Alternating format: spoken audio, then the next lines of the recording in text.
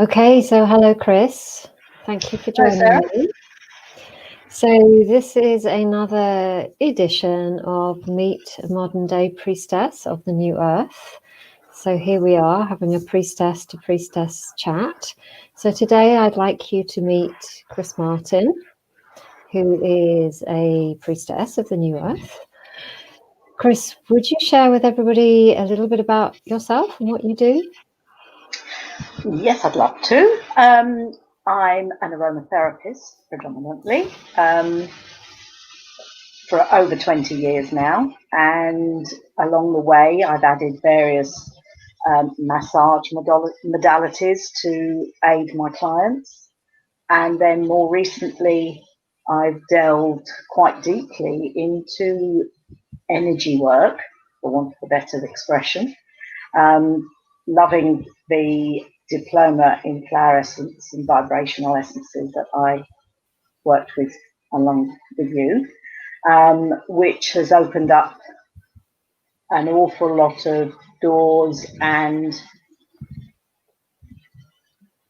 helped me understand myself, given me a very, very interesting journey. I also practice Reiki, and recently I emerged as a priestess of the New Earth, which has been another big, deep journey. It has. Yeah, thank you for sharing that. So you and I have known each other for quite a few years. So we know each other quite well, and I've had the privilege to be witness to much of your journey and see you change. And yes, the flower and vibrational essences works wonderfully, and as everybody can see here, you know, it's still what I do all the time, take essences all the time. It's not something that ever goes away. But just as a witness to yourself, since the gap between the diploma and becoming a priestess, and just in the last few months, something has happened, hasn't it? And we were chatting about it before we actually went on air. And I don't know quite if we're going to find the words for it, but something has happened, and you are more comfortable with yourself. This is what I see. You're finding your voice more. You're just finding your direction and just standing up and doing what you're here to do. Yeah, I think one of the big things for me that started to come up through doing the priestess process, for want of a better word, was how we are all so unique. And although there are hundreds of thousands of aromatherapists, there are vibration essence practitioners out there. We are all different. We all have a unique place and a unique part to play. And we are all needed because there are so many people out there. We can't all deal with everybody. So this uniqueness is really important, and we need to acknowledge it and not be afraid of it. And perhaps most importantly for me, not to compare to others. And that's what I think has made the difference, is I can now do what I want to do. My thing is now much more visible to me, and I understand it more, and therefore I can offer it out there, and those that need it will find me. I hear that confidence in you. That's right. Those are not just words for you. You actually feel that. You know that now. So what parts of the priestess process do you think actually enabled you to have this clarity and embody this in deeper ways? I think the learning more about the astrology, the shamanic astrology, was really quite empowering. It was also very enlightening for those that love looking at their star signs and read in the paper what they're supposed to be doing today and whatever. I am a fairly typical Libran, can't make a decision to save my life, sort of thing. However, there were things that didn't quite ring true, and as I started to look at how other aspects of me were influenced by different signs, that all made so much sense. And it's allowed me to draw on those. I don't feel like, oh, I can't do that because I'm not a Virgo or whatever, but there is a part of me that is. And that was really, really interesting. Having done the diploma, I'd started to work more with moon cycles. I love watching how it changes through the sky, through the month. And again, it just took me that little bit deeper, and I allowed myself to go with it. And now I understand that coming up towards the end of the cycle, as we head to a new moon, that's the time for me to step back, see what's been going on, and observe. It's not a time for massive action. And it's things like that, and just delving deeper with nature has been just wonderful. It fits very well, doesn't it, with anybody who understands nature on any level. Yeah. So I hear you about the moon cycles. It's the same for me. It's an ongoing, once you learn how to do it, it just becomes part of who you are, which is how it's intended to be, because it is part of who we are when we reconnect with it. Yeah. So yes, so learning more about your astrology, what we call our creation team of all the different parts, and knowing that we are so much more than just our sun signs. It's helped you to know yourself, and therefore you mentioned before about and we all have this kind of demon almost of comparing ourselves to others, but it's helped you to really own your own specializations. Yeah, without a doubt. Whether part of it was because I came into this type of work quite late, it would be very easy to think, oh, I'm too old to be doing that, or it's too late. I think that might have sort of influenced me a little bit, coming up against sort of younger, more perhaps very dynamic youngsters coming out of college and things like that. But once I understood that actually my uniqueness has come about because of my life, because of what I can offer in terms of the lessons that I've learned. And I've learned quite a few along the way. So there's experience there, and I'm not afraid to use my experiences and to help others. And I love that you've actually brought up the age thing, because it's something I hear from people quite a lot. Say, I think this is fascinating what you do or whatever, but I'm in my 60s, maybe it's too late. So, you and I share those digits anyway. So what would you say to anybody who may be tuning into that frequency, which is completely understandable? It is, because unfortunately we do live in a world where age is looked at and in some cases frowned upon. You shouldn't be doing that at your age. And my answer is actually, why not?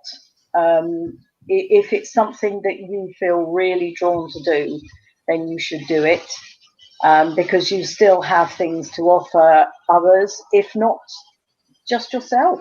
Why not? Why wouldn't you? I mean, one of my birthday presents when I turned 60 was a rally car experience, which was fab. I had a whale of a time. But you need, I think, if you start to think you can't do things, then everything starts to close down.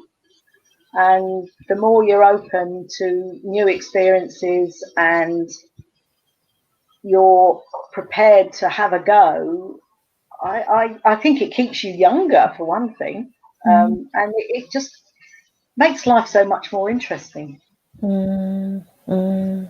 Yeah, and it's actually one of your specializations, isn't it? Is supporting women like yourself. Would you like to talk more about that? Because it's so important. Well, it is, and I think there's an awful lot of women out there who reach a certain age. Let's say 50, just as a line. They think that now children are moving on.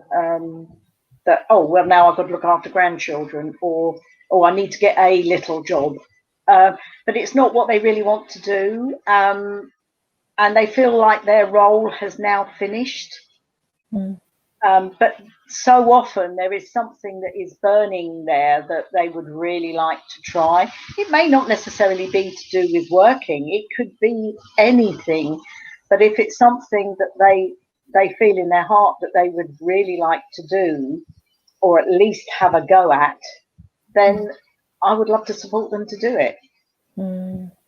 Yeah, it's very important, and I really love that you found that place of passion inside yourself, and that you're now becoming visible as that. Yeah, so I know sometimes we chatted beforehand, it's difficult to find words to put to the work that we do and to be emerging as a priestess.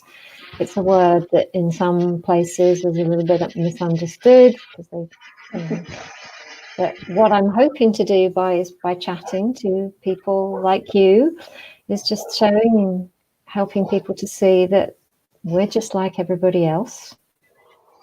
Yeah, I think it's more about learning to understand yourself and what you are capable of, and what's within you. It's not about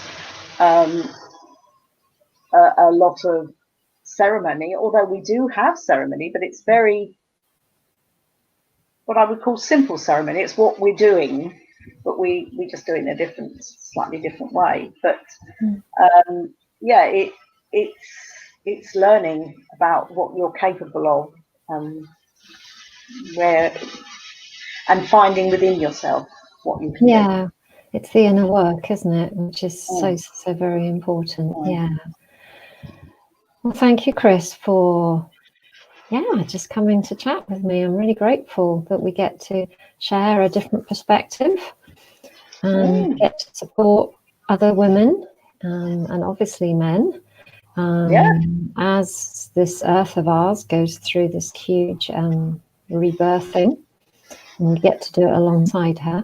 Is there anything else that you'd like to say before we finish? Is there any other messages you have, maybe for anybody who is thinking of, let's just say, taking on something new that feels a little bit out their comfort zone? Do you have any messages for them? I would say to, first of all, don't drop it or forget it. But if you feel that you need some support, then find someone. And there's lots of people out there who are like you and I who will support anyone that needs it with essences, and lots of other modalities. But find the support. Find like-minded people. Sometimes if we're wanting to do something that's a little bit different, family and friends may not understand. So look for those that can support you as you take those steps. We're out there. Yeah, it's actually, and another question has come to mind just listening to you say that. So you are an aromatherapist, you're a flower essence practitioner, you're a Reiki healer. You've been supporting people for many, many years. How do you feel that being a priestess, whether or not your clients know that, is kind of irrelevant, but from within yourself, how has being a priestess changed how you are in the world? It's changed how I react to various situations, whether they're within sort of the family or outside. It's also changed. I now slow down, and I find that the less I try, the more I hear and understand. That's a great gift, isn't it? Mm. Being more present in your life. Yeah, and I don't find I have to really push. I mean, I have website, I have Facebook page, but I don't have to be constantly pushing on it for people to find me. It seems more that they find a route now. That's so interesting, because it's one of the alchemical processes of being a priestess, is that we become more magnetic.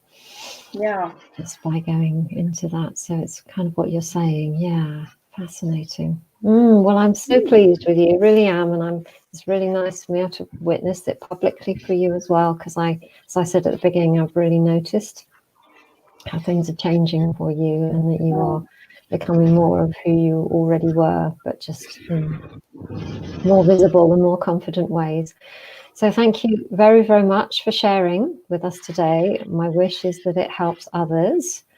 So yeah, thank you so much, Chris. And No, thank you, I Sarah. know that the next few years is going to show even more beautiful blessings and bounty in your life. Thank you. Thank you very much. Bye-bye. Bye.